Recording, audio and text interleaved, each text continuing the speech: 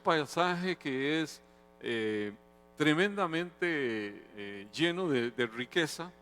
Lo hemos estado analizando, un pasaje que habla de la incredulidad del pueblo de Israel, la incredulidad de aquel religioso, y hemos estado en todo momento ahí tratando de poder extraer, porque es el Señor evangelizando, Él mismo evangelizando con sus palabras a un religioso de la época, haciéndole ver una clarificación de lo que salvación se trata, cómo es el tema de la salvación, porque el pueblo escogido se sentía ya hueco del queque, por decirlo así, salvos, casi que siempre salvos, indistintamente de su forma de conducta.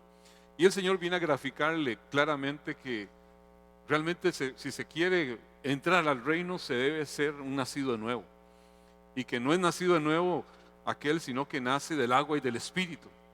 Y son conceptos que de pronto los religiosos empiezan a chocar con eso, y tienen dificultad. Acordemos del pasaje nada más para tener claro sobre qué estamos hablando.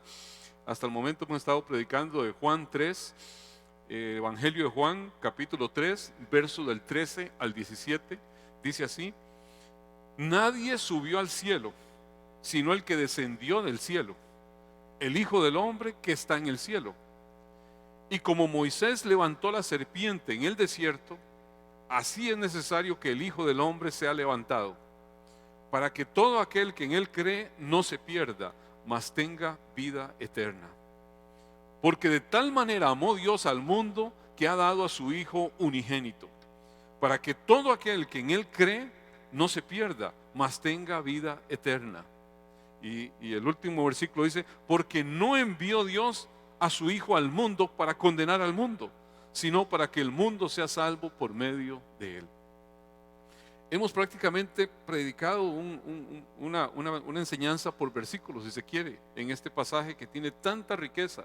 Primero caímos al entendimiento de que solamente hay alguien que vino del cielo y subió al cielo y vino al cielo, y no hay tal de otras revelaciones que de pronto el mundo actual habla. Y aquí Nicodemo es confrontado con una verdad de ese personaje que tiene enfrente, que él sabía que era un maestro, que era una persona de respeto, que venía de parte de Dios, pero que no lo veía en la dimensión en que él está diciendo que él es el Hijo del Hombre, claramente conectando con profecías del Antiguo Testamento que hacían ver quién era el Hijo del Hombre, que era el Mesías esperado. Y entonces empieza a hilvanar, haciéndole ver, ya le había hecho saber que tenía que nacer de nuevo, que tenía que nacer del agua y del Espíritu, y aquí empieza a expresarle que así como presenta dos figuras que las hemos visto, una figura es la de esa serpiente en el desierto que fue levantada, una serpiente de bronce, y que todo el que era mordido por una serpiente en ese desierto se sanaba con solo volver a ver la serpiente de bronce. Primero, ¿por qué era mordido? Era mordido por su culpa, era mordido porque murmuraba de Dios, murmuraba de Moisés y directamente a través de él, de Dios mismo, de lo que estaba haciendo el Señor. Entonces, en su murmuración, en su actitud no crédula, eran mordidos por la serpiente y morían allí. Y entonces el Señor se provee para esa gente una forma de salir adelante, que era que volvieran a ver la serpiente, que le dijo que hicieran de bronce en un asta y la pusieran en alto, y que el que la volvía a ver era sanado. Y que claramente eso es una alusión, según lo que el Señor mismo le está expresando aquí a Nicodemo, que así como esa serpiente fue levantada, era necesario que el Hijo del Hombre fuera levantado. Y entonces claramente una alusión al Calvario, a aquel que vino como hombre de pecado. Ahí levantaron una serpiente, figura de la que estaba matando, y ahí levantan a un hombre, figura del hombre de pecado, pero sin pecado, totalmente libre de culpa, pero haciéndose igual al hombre de pecado. Y fue levantado cargando el pecado, su pecado, mi pecado, el pecado de toda una humanidad, para que todo aquel que en él crea no se pierda, sino que tenga vida eterna. Y una forma gráfica extraordinaria de afirmar que esa credibilidad en él implicaba vida eterna. Luego viene una expresión donde hace ver que de tal manera amó Dios al mundo que ha enviado a su Hijo unigénito, para que todo aquel que en Él cree no se pierda, sino que tenga vida eterna. Vuelve a martillar el concepto una y otra vez de lo que vida eterna significa, que no es un asunto meramente de un perdón momentáneo de pecados, sino que está hablando de aquel que lo ubica ya desde aquí en una eternidad, en una condición donde no se va a condenar, donde va a tener una condición ya de vida glorificada delante de Dios. A veces se manejan conceptos medios extraños, hemos hablado al respecto de gente que piensa, no, ya Dios me perdonó, pero de aquí en adelante voy para adelante y tengo que pulsearla, dicen algunos, porque si no pierdo la salvación de aquí a que llegue. Entonces, desde ese momento hasta que llegue el día de la muerte, entonces es usted el que se salva. No es el Señor el que le dio vida eterna, sino que le dio perdón momentáneo. Eso es lo que hacía el pueblo de Israel cuando sacrificaba un animal. Pues hacía un sacrificio de un animal y era perdonado. Y el año entrante volvía a hacer otro sacrificio de un animal porque había acumulado pecados. Entonces, en ese periodo tenía que ir haciendo sacrificios, porque iba acumulando. En Cristo Jesús no es un perdón momentáneo, es vida eterna. Y una vez y otra vez y otra vez lo afirma. Y entonces hace ver ahí cómo ese ofrecimiento del Hijo de Dios no podemos verlo como algo trivializado, sino que tiene alcances extraordinarios por el infinito amor que está manifestando, por la infinita gloria que debemos nosotros mirar en esa entrega que se dio. No es una entrega de cualquiera. Ahí hablamos de que teníamos que ver el carácter de esa entrega. Era el Dios que hizo los cielos y la tierra, que desde antemano, desde antes de fundar el mundo, ya había diseñado un plan de salvación a través de Jesucristo. No fue que dijo, vamos a ver cómo le hacemos, en qué forma podemos hacer esto. Se me echó a perder esto, no voy a cambiar. Plan B. De pronto lo vemos así. No, eso no es lo que sucedió. Ahí hay un carácter eterno, un plan perfecto, de un Dios perfecto, que diseña un plan y lo lleva a cabo. Entonces el autor de ese plan, dijimos, es Dios. El Padre envía a su Hijo.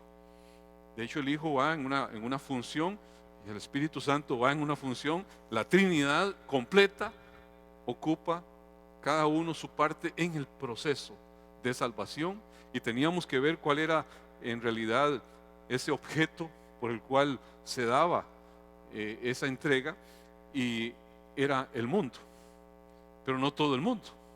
Está para todo el mundo, pero no todo el mundo es salvo. O sea, no está hablando de un universalismo, no está hablando de que todos y cada uno de los seres humanos son salvos, sino que la provisión alcanza para cualquier persona, de cualquier latitud, de cualquier raza, pero allí claramente lo que está haciendo ver es que se abre, que no es un asunto meramente a como el entendimiento que había hasta el momento del pueblo judío, que eran los judíos, y el resto que se mueran los feos.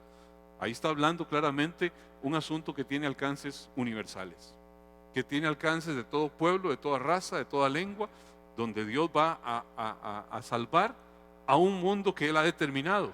Al final de cuentas, debo entenderlo como eso, y no necesariamente un grupo de una ascendencia física que no tenía más que simplemente esperar que llegara su Mesías y matara a todo el mundo, y ellos fueran entronizados y reconocidos como los únicos herederos. Entonces ahí lo extraordinario de ese don, que también lo grafica a través de otra imagen que estaba claramente en la memoria, de la memoria histórica de Israel. Estaba en la memoria histórica la serpiente en el desierto, pero había otra imagen, el Señor pidiéndole a su hijo, aquel que es el ícono de la fe, aquel que es el padre de la nación judía y el padre de todos los que son de la fe, Abraham. Y entonces le hace ver cómo él le solicita a su hijo, al hijo de la promesa, para hacer ver lo que iba a suceder muchos años después, en lo que sería el don de Dios, donde Dios estaba ofreciendo a su hijo unigénito, para que todo aquel que en él crea no se pierda, sino que tenga vida eterna. Y entonces ahí quedamos el domingo pasado, y entonces lo que queremos ahora es ver, ok, ese propósito, ese extraordinario ofrecimiento de ese cumplimiento. Al final de cuentas, Juan está abocado a lo que es en el Evangelio de Juan, al propósito del Evangelio, porque el Evangelio de Juan es un evangelio que tiene claramente una razón de por qué lo escribe. Está dicho al final del Evangelio, en el capítulo 20 de Juan 20:31, creo que tenemos esa, dice: pero estas cosas se han escrito para que creáis que Jesús es el Cristo, el Hijo de Dios, y para que creyendo tengáis vida en su nombre. Todo lo que está ahí claramente esbozado, de entender quién es el Hijo de Dios, de entender quién es Jesucristo, de entender la obra que estaba haciendo, el don que se estaba entregando, tenía un propósito.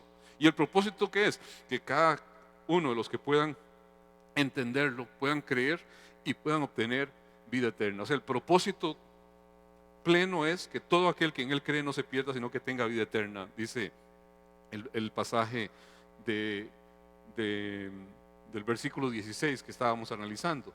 O sea, Dios no dejó a la humanidad de ninguna manera abandonada en su pecado. Aunque es anunciado este evangelio, no todos lo atienden, no todos creen, no todos se inclinan, pero todo el que cree tiene vida eterna. Es lo que dice la palabra. Pero también hay una perdición que está anunciada, que se habla de una condenación divina. Algunos tal vez piensan que es Satanás el que manda a la gente al infierno. No, es la persona misma al negar al Señor, pero es el Señor el que provee la condenación. El que condena es Dios, al final de cuentas. ¿De quién nos libra el Señor a través de Cristo Jesús? De Dios mismo. Porque la condenación es por no haber creído, es por no aceptar, por no inclinarse al Señor. Dios en su gracia dio a su Hijo, dio la fe para creer en su Hijo a un pueblo y le da vida eterna como una respuesta al ejercicio de esa fe de todo aquel que lo toma. O sea, solo Él puede, al final de cuentas, y solo a Él se le puede atribuir la gloria por siempre. La salvación es una gesta de Dios sobre un pueblo que Él determinó. Entre todos los pueblos de la tierra, toda la provisión de salvación viene de Dios. Él es el autor, Él es el consumador de esa fe por la cual usted y yo tenemos salvación. La palabra lo dice claramente cuando está hablando del sumo sacerdote, cuando está hablando del verdadero sumo sacerdote, de Jesucristo. Cuando en el libro de Hebreos dice en Hebreos 12:2, puesto los ojos en Jesús, el autor y consumador de la fe. O sea, Jesús, el autor y consumador de la fe, el cual por el gozo puesto delante de él sufrió la cruz, menospreciando lo oprobio, y se sentó a la diestra del trono de Dios. Él tenía un gozo puesto, que era ¿cuál? La salvación de su pueblo. Cumplir el plan, Jesús en ese caso, cumplir el plan del Padre, viendo a cada uno de los que había determinado en su sabiduría, en su soberano designio, el Padre salvar por medio de ese sacrificio. Y Él, por ese gozo puesto delante de Él, sufrió la cruz, sufrió lo oprobio, sufrió todo tipo de cosas que se hicieron. Él no consintió en bajar a esa cruz, aunque algunos decían, si eres el Hijo de Dios, desciende y creeremos. Él no consintió. ¿Por qué? Porque había algo mucho mayor que simplemente una demostración momentánea. Estaba más que demostrado quién era. Jesús ha traído a cada uno de nosotros a la fe. A todos los que se acercan al Señor por medio de Él, nos da la posibilidad de poder ser llamados hijos de Dios. ¿Cuál es su objetivo? Que usted y yo seamos gente para su adoración, para su alabanza, que entendamos el propósito eterno de por qué existimos. Usted y yo existimos para la alabanza de su gloria. Eso es lo que al final tenemos que entender, y su gozo es traer salvación a ese pueblo. Una vez consumado todo este proceso, el asunto es, ¿cuál es ese pueblo? ¿Y por qué viene estas aclaraciones que el Señor hace aquí? Ahí entramos entonces en el versículo 17, el último por lo menos de esto que estamos analizando, que dice así, verso 17: Dios no envió a su Hijo al mundo para condenar al mundo, sino para salvarlo por medio de Él. O sea, en esta primera venida, la salvación viene a ser una realidad para un mundo que es hostil, que es pecador, que se ha apartado, pero Cristo viene a dar su vida por cada uno de esos pecadores que Él ha determinado. Aquí yo tengo que entender cuál es la razón por la cual se está aclarando que Él no viene a condenar. ¿Por qué tiene que hacer clarificación de eso? Uno lo puede ver así muy someramente, lo puede pasar por delante. ¿Por qué Él está aclarando que Él no vino a condenar? ¿Cuál es la razón que lo expresa ahí? Cuando no vemos muy bien todo el conecte de lo que el Señor está hablando, podemos verlo así por encima. Dios va a juzgar, ciertamente, va a juzgar a todo el que rechace a su Hijo. Sin embargo, ese juicio no era la misión, por lo menos de su Hijo, en la primera venida, sino que va a ser la consecuencia que va a tener los pecadores que rechazan a Cristo. Esa es la consecuencia. En su soberanía, en su absoluta soberanía, Dios de toda gracia vino y envía a su Hijo en un plan perfecto, en un plan de salvación perfectamente diseñado desde la fundación del mundo. Y eso es lo que hay que entender. Dios no está haciendo a ver cómo le hacemos. Ayer no me resultó esto, vamos a ver qué me resulta hoy. Ese no es Dios. Él tiene autoridad perfectamente para juzgar y ejercer, al final de cuentas, ejecutar una sentencia de condenación en el acto al pecador. Él puede hacerlo. ¿Cuál es la condición de todos nosotros? Cada persona en este mundo, porque aún se han desviado, se han hecho necios. No hay ni siquiera uno que haga lo bueno. Todos se han apartado. O sea, estábamos en una condición de condenación, y esa es la condición del mundo. Está bajo sentencia de muerte, todo el mundo. Pero Él no inicia el ministerio viniendo a condenar a los que ya tienen una sentencia, prácticamente los que están en esa condición, sino que viene a ofrecer salvación a todo aquel que cree, y con alcances universales. No solamente circunscrito, metido en un pueblo, sino en alcances universales. Aquí es contrario al entendimiento judío de que el Mesías venía a rescatar a los judíos y a deshacer a los impíos. O sea, cualquiera que estuviera en contra de Israel era el que merecía el juicio de Dios. Pero ellos en sí no se veían como gente que pudiera ser meritoria de alguna condición de juicio. Dice la palabra en Juan capítulo 12, verso 47. Al que oye mis palabras y no las guarda, yo no le juzgo, porque no he venido al mundo sino a salvar al mundo. O sea, el propósito de esa primera venida es claro. Es el rechazo, al final de cuentas, el que resulta en juicio, el rechazo a ese que es el plan de salvación. Es como que el israelita en el desierto le dijera: yo sé que hay que mirar aquella cruz, digo, aquella serpiente, pero no me da la gana volverla a ver. A mí nadie me tiene que decir lo que tengo que hacer. Simplemente, ¿qué pasa? Y se muere. Se muere. Al final de cuentas, la decisión. Y dice la palabra: los suyos vino y los suyos no lo recibieron. Porque la luz vino a este mundo, pero ellos amaron más las tinieblas que la luz. Lo mismo. Había que volverse a ese Cristo encarnado, que era la salvación para los suyos. No venía en condenación en ese momento, pero sí cae condenación para todo aquel que no cree.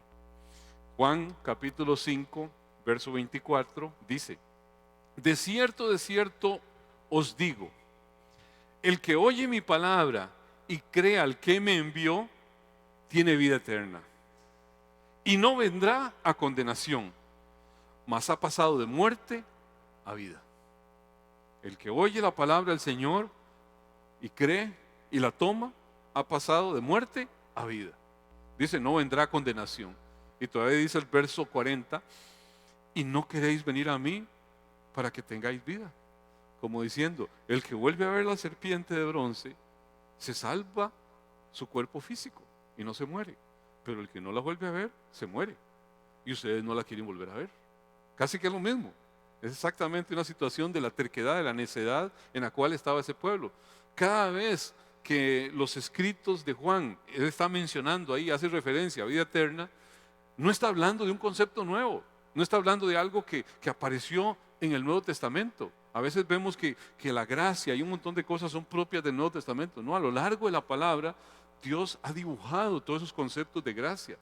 Dios lo ha hecho manifiesto a través de los profetas, una y otra vez. Y cuando Él está expresando aquí vida eterna a alguien que en ese momento es un conocedor del antiguo pacto, claramente podía conectarlo con un pasaje de Daniel, que está en Daniel 12, la parte B del versículo 1 y 2, que dice así. Daniel 12, 1b, dice: pero en aquel tiempo será libertado tu pueblo, todos los que se hallen escritos en el libro, Oiga usted, pensábamos que ese libro solamente se mencionaba en el Nuevo Testamento, ¿no? Ya está dicho en Daniel. Y muchos de los que duermen en el polvo de la tierra serán despertados. Parece que está leyendo uno Tesalonicenses. Unos para vida eterna y otros para vergüenza y confusión eterna. Está hablando de la resurrección de los muertos. Y uno se pone a ver, eso está ahí claro, está claramente dicho. Y había una terquedad en cuanto a pensar si hay resurrección o no hay resurrección. Y era un debate que había en la religión judía. Y podían creer lo que fuera. Mucha gente hoy sigue como muy loable el seguir preceptos judíos y judaizantes y meterse en religión judía. Y hay gente que se meten por la línea mesiánica y empiezan a practicar religión judía. Dios mío, sí. El judío andaba en su gran mayoría totalmente extraviado en cuanto a lo que eran los designios del Señor. No podían ver realmente lo que estaba allí. Ahora lo podemos ver tal vez porque hay una revelación, por decirlo así, aumentada a través del tiempo, pero ahí está claramente dicho lo que es la resurrección de los muertos. ¿Por quién? Por el profeta Daniel.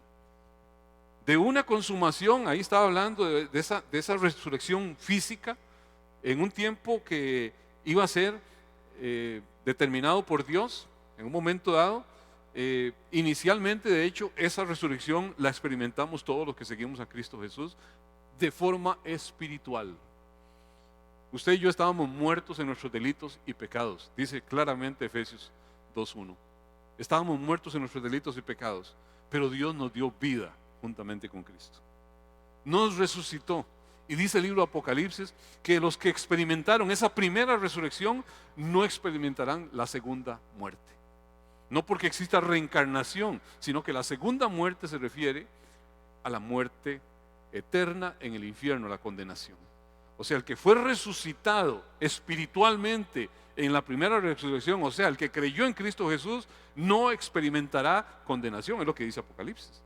A veces hay tanta dificultad para creer las cosas que están claramente dichas en la palabra, y aquí estaba claramente haciéndose ver ese entendimiento.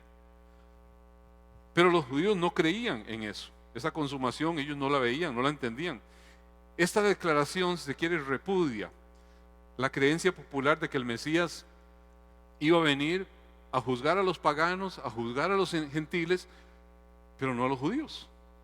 Que en realidad iba a venir no para, aunque de hecho las profecías estaban ahí dichas, pero no entendían algunas de las profecías que claramente hablaban de eso, pero la veían en otro entendimiento. Una de ellas es la profecía del profeta Amós, que refería que todo pecador iba a sufrir algo que era determinante, pero en la segunda venida, porque ellos estaban viéndolo solo en función a la primera venida del Mesías. Y veamos, para ubicarnos un poco en el contexto, veamos lo que dice el profeta Amós, capítulo 5, verso 18. Dice así: hay de los que desean el día de Jehová. ¿Para qué queréis este día de Jehová? Será de tinieblas y no de luz, como el que huye de delante del león y se encuentra con el oso, y como si entrara en casa y apoyare su mano en la pared y lo muerde una culebra. ¿No será el día del Señor tinieblas y no luz, oscuridad y no tiene resplendor? De hecho, hasta los malvados judíos en ese momento querían que llegara el día del Señor. ¿Por qué? Porque lo estaban viendo en función a una convicción errada, donde se traería una victoria en lugar de juicio, porque los únicos malvados, los únicos según ellos que debían tener juicio son los enemigos de Israel. Eran los que de alguna forma, no tanto los pecadores contra Dios, sino los enemigos del pueblo del Señor. Y entonces ahí es donde el Señor está confrontando, y ahí le está haciendo ver la oferta de misericordia que debía ser entendida mucho más allá de Israel. Por parte de Nicodemo tenía que ser entendida de que era un asunto que debía entenderse, que su incredulidad no alcanza para estar viendo cuál es la visión en la cual el Mesías, o la misión en la cual el Mesías venía, y que su visión de su venida estaba errada, estaba equivocada, porque ellos estaban pensando: el Mesías viene, destruye a todo lo que se opone a Israel, e Israel levantado. Y entonces este día el Señor lo ven como que eso le sucede a cualquiera que no era israelita. De hecho, es algo que de ninguna forma uno lo puede extraer de la palabra, sino por un aferrado nacionalismo o un aferrado sentimiento de exclusividad, porque la palabra es muy rica en dar detalles de la amplitud del plan de salvación del Señor. Y está dicho desde el mero inicio, desde que Dios escoge a una persona para darle una promesa, desde que Dios llama a Abraham de allá de Ur de los Caldeos. Dios le da promesas a Abraham que son extensibles a toda la humanidad. Veamos por ejemplo Génesis capítulo 12, verso 3, dice así: bendeciré a los que te bendijeren, y a los que te maldijeren maldeciré, y serán benditas en ti todas las familias de la tierra. Hace ver cómo tiene muchos, o sea, multitudes de todos los pueblos recibirían la bendición de esa simiente única de Abraham. ¿Cuál es la simiente de Abraham? En tu simiente serán benditas, dice en el Nuevo Testamento. La simiente de Abraham es Cristo. Entonces, Cristo Jesús viene a ser a través del cual todos los que ponen su fe en Él tienen vida eterna, pero todos los que no tienen su fe, sean judíos, sean gentiles, en Cristo Jesús, no heredarán la promesa, no heredarán vida eterna, sino que tendrán condenación porque han rechazado el único medio, el único camino dado a los hombres en el cual podemos ser salvos, Cristo Jesús. Entonces, la palabra es clara, es contundente. Génesis 18, por ejemplo, en un momento dado que iba a darse una situación en que Dios iba a actuar con energía hacia un pueblo, dice: habiendo de ser Abraham una nación grande y fuerte, y habiendo de ser benditas en él todas las naciones de la tierra, no le voy a revelar esto, no le voy a hacer saber, dice el Señor después. O sea, claramente hace ver, en Abraham van a ser benditas todas las familias de la tierra. ¿Por qué? Porque iba a ser el ícono del Padre de los que son de la promesa de la fe. Entonces, desde ese escogimiento de Abraham, Dios llamó a ser el padre no solamente de los israelitas, por supuesto que es el padre de la nación hebrea. Le concedió el serlo de todos los llamados a la fe, de todos los pueblos de la tierra. De pronto se piensa que la iglesia fue: estos bandidos no me atendieron. Vino el Mesías y no atendieron. Se cerraron, no quisieron oír. Bueno, ahí, entrémosle con la iglesia. Paréntesis, va la iglesia. Allá vamos a ver, vamos a dar un tiempo y después volvemos a tomar el plan. Pero ahí de momento plan B. Y se piensa de pronto que la iglesia es como una condición entre paréntesis en el proceso de Dios para con la humanidad, mientras sigue el trato con Israel. Y uno tiene que entender que no podemos ver en ningún momento que pueda haber un plan B en Dios, porque Dios es perfecto. En el momento en que Dios tenga que rectificar, Él no es perfecto y no es Dios. Dios es absolutamente omnipotente, omnisciente, omnipresente. Todas las características de la deidad dibujan a alguien que no va a errar nunca. Él es absolutamente soberano. En el momento que Dios tenga que rectificar algo porque se equivocó, dejó de ser Dios. Dios no se equivoca. Dios no actúa con a ver qué me sale hoy.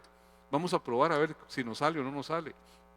Entonces tenemos que entender que Dios no tiene necesidad de planes B, C o D. La posición que es ahora mayoritariamente de la iglesia cristiana evangélica es una posición que es una posición dispensacionalista, que mira al final de cuentas el trato diferente de Dios con Israel al trato de Dios con la iglesia. Y entonces de pronto Dios va haciendo rectificaciones dependiendo de si responde o no responde Israel, o si responde o no responde la iglesia. Y entonces acomodan incluso la salvación de forma diferente para Israel y de forma diferente para la iglesia, cuando eso no es lo que dice la Biblia. La Biblia dice que solo hay un camino dado a los hombres a través del cual podemos ser salvos, que es Cristo Jesús. O sea, no hay una otra forma. Y nunca la posición dispensacionalista de alguna manera hace ver que Dios trata con dos pueblos que van paralelos, pero que nunca se unen. Y que al final de cuentas hace ver esta situación como tratos completamente separados, cuando Dios dice en su palabra que Él derribó el muro de separación que había entre ellos, de modo para hacer de los dos un solo pueblo. Entonces habría que brincarse un montón de pasajes para poder realmente tener un asidero firme en esto. Existe la otra teología, que es la teología que principalmente fue la que sustentaron los reformadores, que son en la que la iglesia estuvo ceñida y creyendo por años, la teología del pacto. O sea, que Dios es un Dios que ha hecho un pacto con un pueblo y que mira solamente un pueblo que tiene una promesa que fue dada, por supuesto, a Abraham, donde Dios eliminó toda barrera de separación y ha continuado con ese pacto que lo lleva en un propósito. La teología de la dispensacionalista es algo que inició en el siglo XIX, es muy reciente, es muy nueva, es algo que sencillamente se gestó para darle un sentido muy humanista, si se quiere, a lo que es los tratos de Dios con el hombre. La teología de pacto tiene un sentido más soberano, más completamente de la potestad de Dios en todo aquello lo que Él determina y lo va ajustando para que se cumpla eso. Yo sé que no es el tema de hoy, de eso podría dar cabida a un montón de enseñanzas entre lo que es dispensacionalismo y lo que es teología de pacto, pero aquí, de alguna manera, la aclaración que el Señor está haciendo, que Él no viene a condenar, es porque tiene que ajustar entendimientos como que existieran dos pueblos diferentes, uno que se llama iglesia y otro que se llama Israel. Y entonces ahí él está ajustando, nada más para que tengamos una noción. Le voy a decir así algunas cosas que son diferentes entre teología de pacto y teología dispensacionalista. Por ejemplo, en lo que es la teología de pactos, se habla de un pacto de obras, que fue el que se le dijo a Abraham, que no comiera de ese fruto de ese árbol, y un pacto de gracia, que arranca desde ahí. Algunos ese pacto de gracia lo dividen en dos: pacto de redención y pacto, al final de cuentas, de gracia para con los escogidos. Pero muchos lo ven meramente en dos: pacto de obras y pacto de gracia.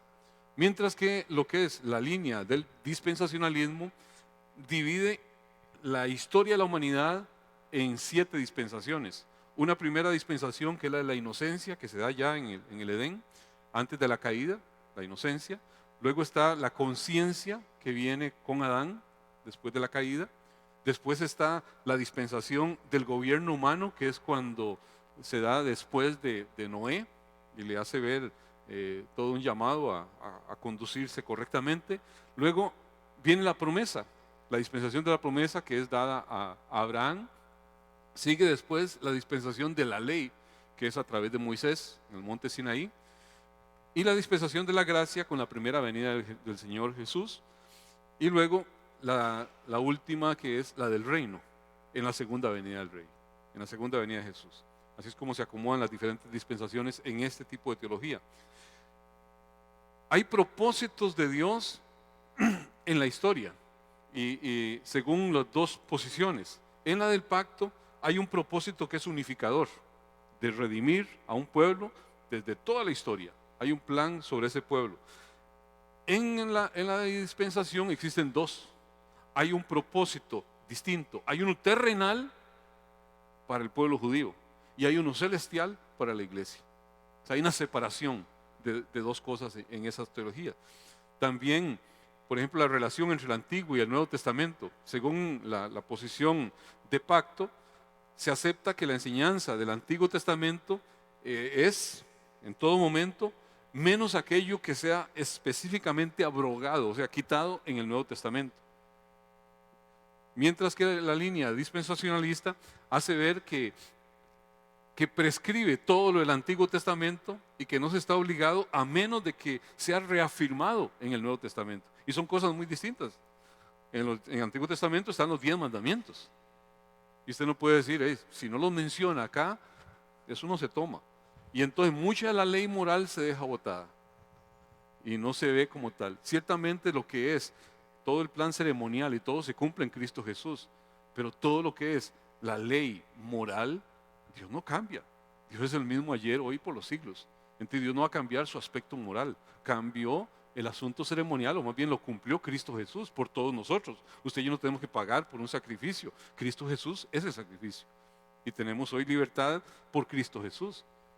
Entonces, el sistema de teología de pacto mira la relación diferente entre Israel y la iglesia. Por ejemplo, la de pacto, la iglesia es el Israel espiritual, en una continuidad con el verdadero Israel antiguo. O sea, desde que Dios llama a un pueblo, es su iglesia. Y sigue siendo la iglesia a lo largo de todos los tiempos. En la dispensacionalista, la iglesia es el pueblo espiritual de Dios y es distinto al pueblo de Israel, que es el pueblo físico de Dios. Es la forma en que lo ven, cuando la Biblia dice claramente que no es israelita el que lo es en la carne, sino que es israelita el que lo es conforme a la promesa. Bueno, son diferentes cosas. Las profecías del Antiguo Testamento, por ejemplo, la teología de pacto lo ve como algo que atañe a la iglesia, porque la iglesia es una en todo. Mientras que en el dispensacionalismo se ve todas las promesas del Antiguo Testamento solamente en función a Israel, al Israel histórico. Y son cosas totalmente diferentes. Hay por el estilo un montón de cosas. En la escatología es completamente diferente. La teología de pacto ve la existencia de un milenio que está transcurriendo en el tiempo de la iglesia. O sea, no existe un milenio como tal de 1000 años, sino que la iglesia, desde la primera venida hasta la segunda venida, es el tiempo del milenio. Es el tiempo en el cual Jesucristo reina sobre la iglesia, pero es un reino espiritual. Ellos no lo ven así. La teología dispensacionalista lo ve literal, lo ve como un reino de 1000 años que va a venir sobre la tierra después de la segunda venida de Cristo. Son cosas que al final de cuentas cambian mucho la visión mía, la visión del creyente sobre cómo se conduce. Por eso hay gente que le rinde pleitesía a Israel. Por eso hay gente que dice, no, usted, Dios libre de hablar mal de cualquier judío, aunque sea un desgraciado, porque si usted habla mal, le van a caer las 7 plagas de Egipto. Y de pronto se pone un pueblo en una dimensión que la palabra no se lo da. Hoy el Israel de Dios es la iglesia. El pueblo escogido de Dios es la iglesia. En un momento toda la iglesia estaba en el Israel histórico. Hoy la iglesia está en todos los pueblos de la tierra, incluido Israel. O los israelitas que se sumen por creer en Cristo Jesús, porque solamente hay un medio de salvación que es Cristo Jesús. Entonces ve cómo él tiene que confrontar de alguna manera el hecho de que él no venía a condenar, a castigar a los que no eran Israel. Tenía que hacer ver, yo no he venido a condenar al mundo, sino para que el mundo como un todo sea salvo por medio de él, judíos y gentiles. Y eso completamente le trastornaba el pensamiento. La salvación de los gentiles siempre ha estado en el plan A de Dios, no en el plan B o C, no, en el único plan. El plan de salvación de Dios siempre ha sido de alcances globales, desde que le dio la promesa a Abraham. 2 Corintios capítulo 5, versos 18, 19, ahí nada más es una pincelada. Yo sé que el tema de dispensación, bueno, podemos durar N enseñanzas solo hablando de ese tema, pero no es aquí nada más para conectar un poquito con esa expresión. 2 Corintios 5, 19 dice que Dios estaba en Cristo reconciliando consigo al mundo, no tomándoles en cuenta a los hombres sus pecados, y nos encargó a nosotros la palabra de reconciliación. Aquí de nuevo, el mundo entero no se reconcilia con Dios. Aquí, pero sí gente de todo el mundo. Es claramente lo que ahí está dicho, o sea, gente de toda tribu, de toda lengua, de toda nación. Él está reconciliando al mundo, o sea, gente de todo el mundo, aunque no todo el mundo, porque hay una parte del mundo que definitivamente es enemiga de Dios, va contra Dios, no acepta nada. Y aquí habla de ese pueblo que tiene un mensaje que es el mensaje que le vino a su corazón, y por lo tanto se convierte en el mensaje de su boca. Se llena su corazón de la palabra del Señor, de las promesas del Señor, entonces tiene un mensaje relevante que comunicar a un mundo que usted y yo no sabemos. Ese mundo está lleno de falsos mensajes y hay mucha gente oyendo falsos mensajes, pero usted y yo como creyentes, si somos sólidos en la palabra del Señor, tenemos un mensaje veraz, que es la palabra del Señor, que es la que tenemos que comunicar a gente de todo el mundo. Yo no sé quién al final va a reaccionar, pero Dios sí sabe quién va a reaccionar. El llamado se da a través de la predicación de la palabra, pero el llamado al corazón de esa persona lo hace el Señor, lo hace el Espíritu Santo de Dios. Yo no soy responsable de la salvación de esa persona, sí soy llamado a predicarle, pero el responsable de la salvación, el que al final de cuentas hace el llamado al corazón, es el Espíritu Santo de Dios, porque el que salva es Cristo, el que salva es el Señor. Yo no puedo decir, yo salvé a aquel, salvé al otro. No, no, usted le predicó, pero al final de cuentas, en todos los que usted le predica, hay gente que responde, hay gente que no responde. Al final de cuentas es el Señor el que tiene la prerrogativa de eso. Cristo no vino a pronunciar una sentencia de muerte, sino una oferta de vida. Es lo que está haciendo ver ahí. El día del Señor, según ese fanatismo de exclusivismo judío, estaba equivocados en los alcances de ver una salvación que era solamente para Israel y una condenación para todos los gentiles. Por eso de pronto podemos entender perfectamente algunos pasajes que son un poquito curiosos. No sé si a usted le ha pasado que cuando usted se pone a leer, por ejemplo, Jonás, dice uno, qué bandido Jonás, ¿verdad? Tan directo que le fue, ¿y por qué reacciona tan feo? Tan claro que le fue el Señor, ¿y por qué se escabulle? Si le están dando una instrucción clara. Porque esa instrucción a Jonás estaba rompiendo con todo el estereotipo. De alguna forma estaba yendo en contra de lo que él podía pensar como viable, como lógico. ¿A dónde lo estaba llamando el Señor? A Nínive. ¿Quién era Nínive? Un pueblo que había sido enemigo acérrimo de Israel. Vaya y le predica, vaya y les dice que se arrepientan, porque si no va a venir juicio. ¿Qué es lo que quería Jonás? Sinceramente en su corazón, juicio del cielo, que se murieran todos esos desgraciados que nos habían hecho tanto mal. Eso es lo que estaba en su corazón. Por eso para él era repudiable totalmente que lo mandaran a darle una buena noticia al enemigo. Y entonces Jonás rehuye, y al final Dios lo enrumba. ¿Por qué? Por un pensamiento, de un pensamiento meramente de exclusivismo. Y dice Jonás capítulo 4 verso 2. Entonces le reclamó al Señor, Señor, ¿no te dije antes de salir de casa que tú harías precisamente esto? Por eso huí a Tarsis. Sabía que tú eres un Dios misericordioso y compasivo, lento para enojarte y lleno de amor inagotable. Ahí estás hablando de alguna forma, dando atributos de Dios, aunque no quisiera estarlos diciendo, pero es lo que estaba. Estás dispuesto a perdonar y no destruir a la gente. Quítame la vida ahora, Señor. Prefiero estar muerto y no vivo, si lo que yo predije no sucederá. Dios mío, ¿cuál era el propósito? Que se arrepintieran. Y se arrepienten y entonces se siente como el más desdichado, porque esos desgraciados no se van a morir. ¿Ve qué dualidad más fea de pronto hay en el corazón cuando usted tiene un pensamiento, una cosmovisión errada? Cuando usted piensa que aquel es exclusivo. No, Dios no es. Dentro del pensamiento judío, lo único que podía percibir una persona ahí para una ciudad que no judía, como Nínive, que era enemiga de Israel, era al final de cuentas destrucción, era juicio. Era lo único sensato, era lo que se estaba esperando, era lo que se estaba viendo. Pero Dios no vino al mundo a condenar al mundo. Dios vino al mundo para que el mundo fuera salvo por medio de él. Tenía que clarificar eso. Tenía que hacerlo evidente, si no, no vería realmente el propósito de la venida del Mesías. Por eso le clarifica. Todo lo que es salvación viene de Dios. Nadie puede gloriarse en la presencia del Señor de haber contribuido para su propia salvación en lo más mínimo. Nadie puede decir, es que yo no soy tan bicho como aquel que yo veo por ahí que llega a la iglesia. Yo he sido no tan mala persona. Y de pronto hay gente que se siente que tiene más méritos que alguien. Nadie tiene méritos para la salvación. La salvación es una gracia de Dios a través de Jesucristo. Y usted y yo tenemos que entenderlo. El plan de Dios era lo que tenía preparado para el mundo, al cual envía a su Hijo. El plan de Dios, no la condenación, sino la salvación de un mundo que yo no puedo estar sabiendo quién. Yo pudiera estar pensando, es que esa persona, ese vecinito mío, Dios mío, Señor, ¿te lo llevas o te lo mando? Y de pronto usted pudiera estar en pensamientos extraños. ¿Y qué sabe usted si es un hijo de Dios que por su condición corrupta pues se conduce como se conduce cualquier corrupto?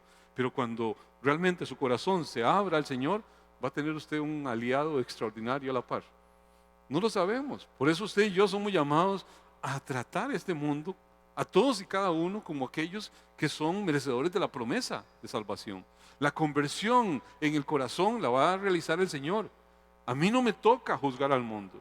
El Señor tampoco vino a juzgar al mundo en ese momento. El día del gran trono blanco, donde habrá se va a hacer justicia, cada quien va a recibir la sentencia definitiva. Téngalo por seguro. El veredicto será públicamente proclamado en esa segunda venida del Señor, pero no es lo que acontece en este momento. No es a lo que yo tengo que abocarme en este momento, decir, Señor, ¿por qué no haces que baje fuego del cielo, Señor, y se lleve a este desgraciado que me molesta tanto? Ese definitivamente no es un hijo tuyo, esa es una persona del diablo. Hay gente que de pronto ora feo contra personas en este mundo. Y no sabemos si simplemente esa persona actúa así porque no conoce al Señor. Y usted es el llamado a hablarle de Cristo.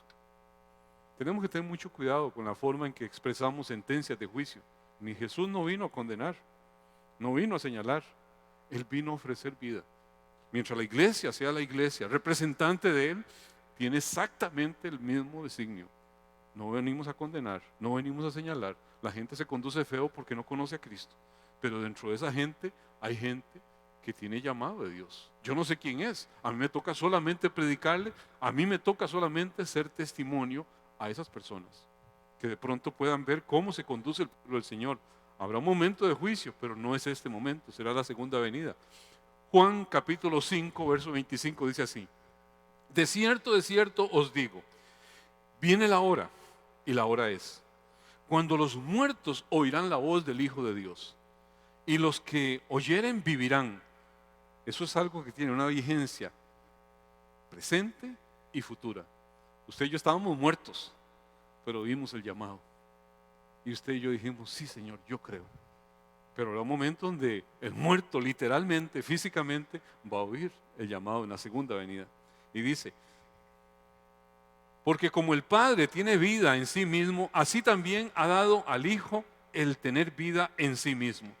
Y también le dio autoridad de hacer juicio. Y por cuanto es el Hijo del Hombre, no os maravilléis de esto, porque vendrá la hora cuando todos los que están en los sepulcros oirán su voz. Está hablando de la segunda venida. Ya en la primera venida usted oyó la voz, y alabado sea el Señor si oyó la voz y vivió resurrección. No experimentará la segunda muerte. Pero dice, no os maravilléis de esto, porque vendrá la hora cuando todos los que están en los sepulcros oirán su voz, y los que hicieron lo bueno saldrán para resurrección de vida, mas los que hicieron lo malo a resurrección de condenación. Claramente ese juicio del gran trono blanco, donde los que murieron en gracia al Señor, pues resucitan en un cuerpo transfigurado, pasan por un tribunal donde se le va a juzgar según sus obras, y los que en ningún momento hicieron a Cristo Señor de su vida, pues sencillamente son resucitados para condenación eterna, sin más que simplemente los que estuvieron en el libro de la vida son juzgados, los que no están son lanzados al lago de fuego. Eso es lo que dice la palabra.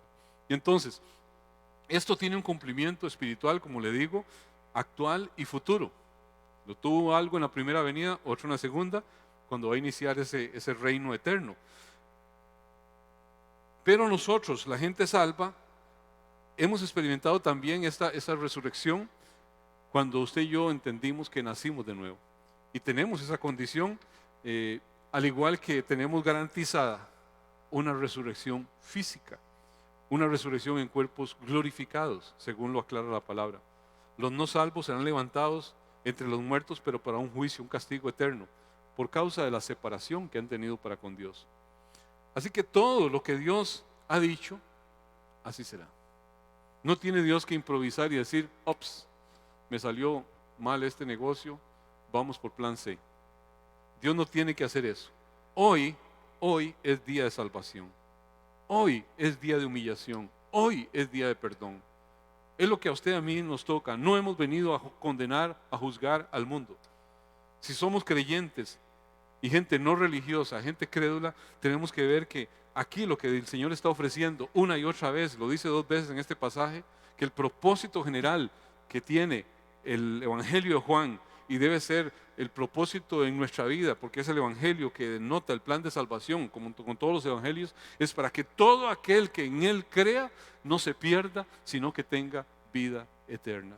Y es lo que usted y yo tenemos que tener en todo momento presente. La vida eterna puede iniciar desde ya para todo el que cree en Jesucristo.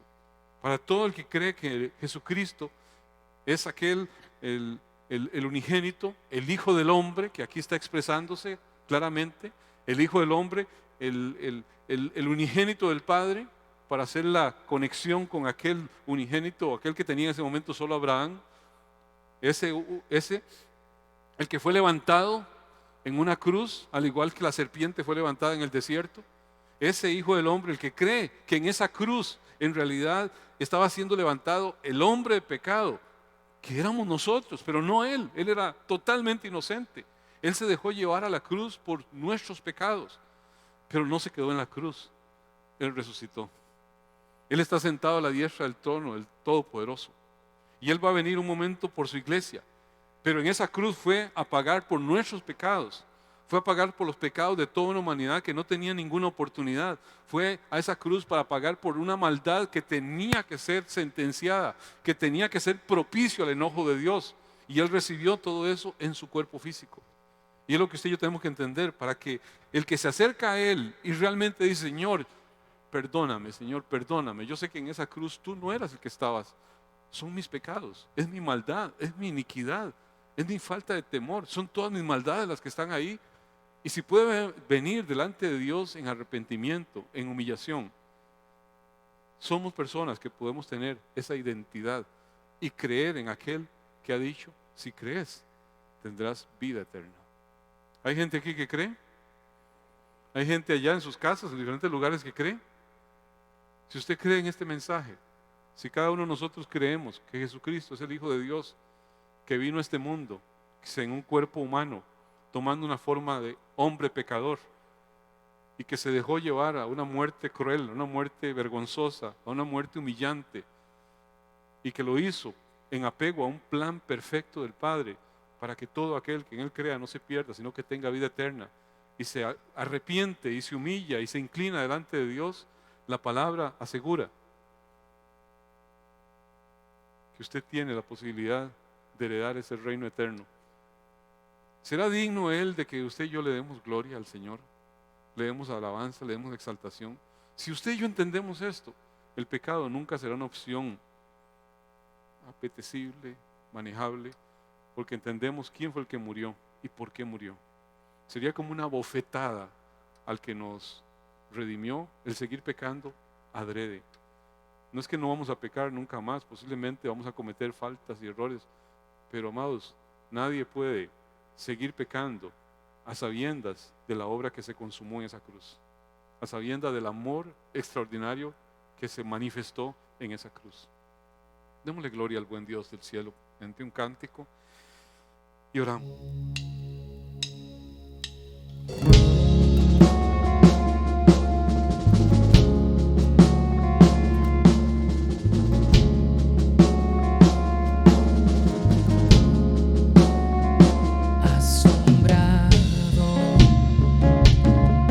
Ante la grandeza de tu gloria, ante la belleza de tu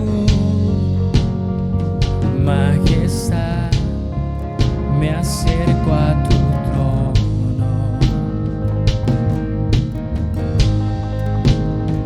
Sin palabras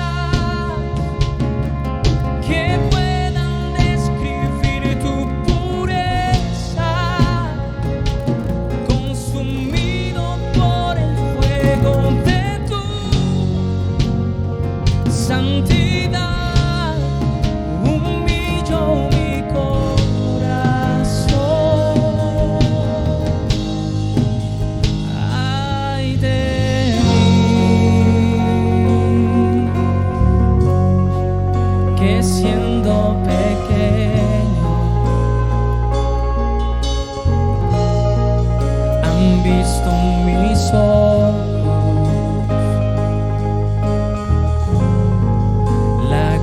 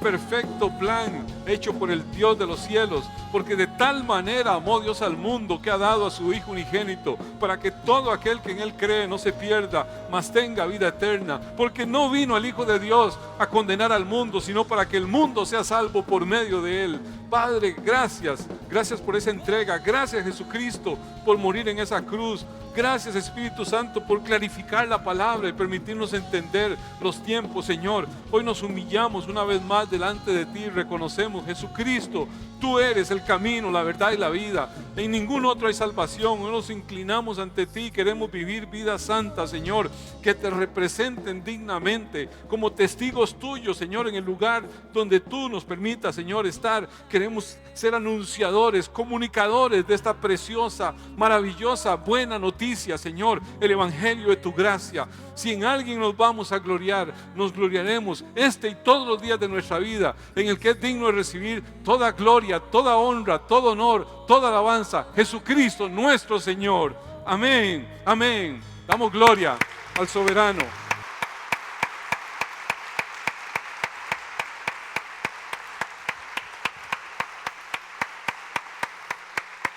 Amén. Qué maravilloso es la obra de redención. Qué maravillosa es la forma en que Dios nos ha apartado para ser su pueblo. No nos cansemos de hablar de la buena noticia.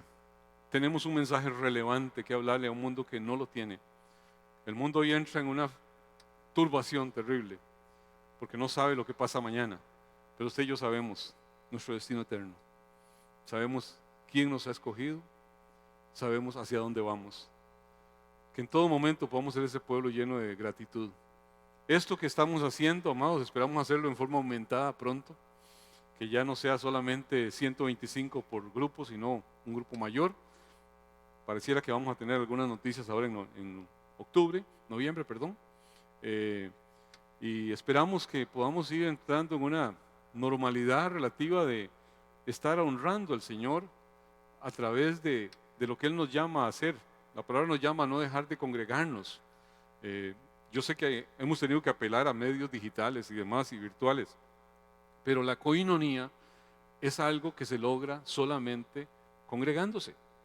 Usted no se congrega remotamente, virtualmente, por lo menos en un sentido estricto bíblico. Hemos tenido que hacerlo porque ha sido la única opción que tenemos, pero no es tan valedera como decir me quedo en casa o vengo, cualquiera de las dos. La palabra nos llama a tener coinonía los unos con los otros. Yo no puedo tener coinonía, y es lo que está pasando hoy en el mundo. La gente dice tener coinonía porque está con un celular y todos alrededor de la mesa y todos están mandando mensajes del uno al otro. Ahí se pierde realmente por lo menos ahí hay presencial, pero la palabra nos llama a que usted y yo podamos partir el pan, tener esa comunión unos con otros. Por supuesto que desearíamos darnos un abrazo bien apretado y todo lo que se quiera, pero por lo menos el estar juntos alabando al Señor, y pienso que pronto vamos a tener también la posibilidad de tener el ministerio de alabanza en vivo.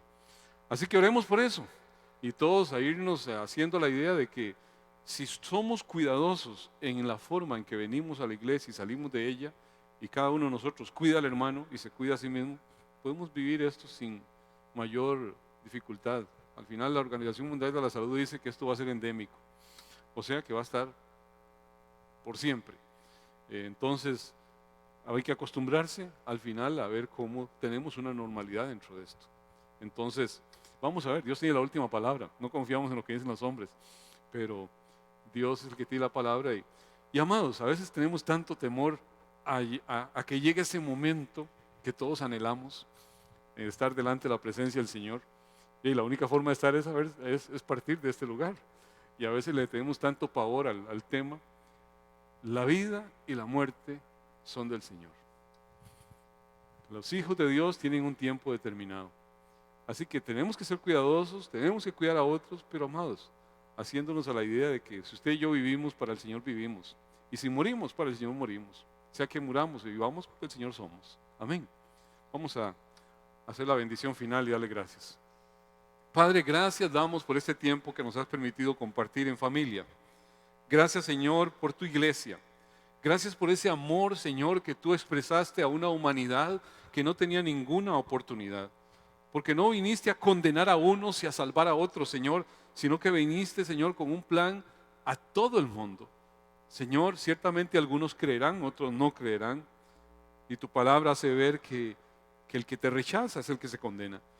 Señor, no nos corresponde, no somos jueces de nadie, queremos ser en todo momento diligentes comunicadores, como aquellos que han experimentado la más grande gracia y dicha de comunicar un mensaje de buenas nuevas a todo aquel que cree. Padre, permítanos ser esa iglesia que testifica con su testimonio personal, con su actuar día a día y con el mensaje que transmite. Padre, en el nombre de Cristo Jesús, bendigo hoy a tu iglesia. Aquí, en cualquier lugar, sea tu bendición conforme tú dijiste, así bendecirás a mis hijos. Declararás mi nombre sobre ellos y yo los bendeciré. Que el Señor Dios del cielo y de la tierra te bendiga y te guarde. Que ese buen Dios haga resplandecer su rostro sobre ti y tenga de ti misericordia. Que ese buen Dios alce sobre ti su rostro, llene tu vida, llene tu casa, llene tu corazón de paz. En el nombre del Dios Padre, del Dios Hijo y del Dios Espíritu Santo. Amén y amén. Bueno, amados, que Dios les bendiga a todos. Acuérdense, salen los de las últimas filas primero, los de este lado por esta puerta, los del otro lado.